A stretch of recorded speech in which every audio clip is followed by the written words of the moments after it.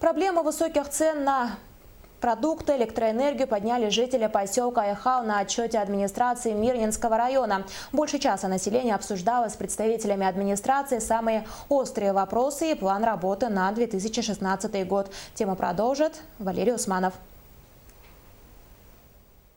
Когда наладится освещение в нижней части поселка? Почему картофель продается за 80 рублей? Какие меры будут приняты для сокращения дорожных аварий? Эти и другие вопросы айхальцы задавали на традиционном отчете администрации Мирнинского района о проделанной работе за прошедший год. Местом встречи стал актовый зал средней школы номер 23. С отчетами выступили глава поселка Василий Карпов и глава Мирнинского района Ришат Юзмухаметов. В числе значимых работ можно отметить асфальтирование дорог, монтаж детских игровых комплексов, завершение строительства спортивной площадки по улице Алмазной, замена опор уличного освещения.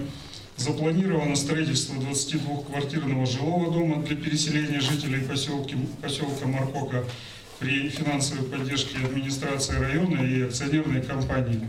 Чуть более часа обсуждались вопросы развития приоритетных социальных проектов, работы жилищно-коммунального комплекса, благоустройства поселка, строительства жизненно важной инфраструктуры, обеспечения занятости населения и многие другие. По завершению встречи любой желающий мог задать интересующий вопрос и получить ответ от официальных лиц. Не менее острому обсуждению подверглись вопросы состояния дорог и работы жилищно-коммунального комплекса. У меня на пакетнике сломался один выключатель.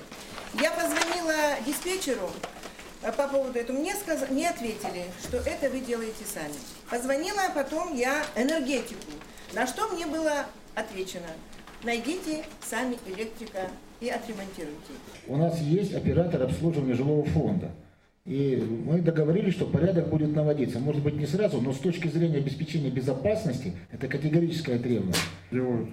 Подводя итоги встречи, руководители муниципальных образований отметили, что данное мероприятие помогает власти сверять свой курс в согласии с жителями, поскольку на встрече можно совместно обсудить и прийти к решению многих актуальных вопросов. Валерий Усманов, Александр Домонтович, телерадиокомпания «Алмазный край».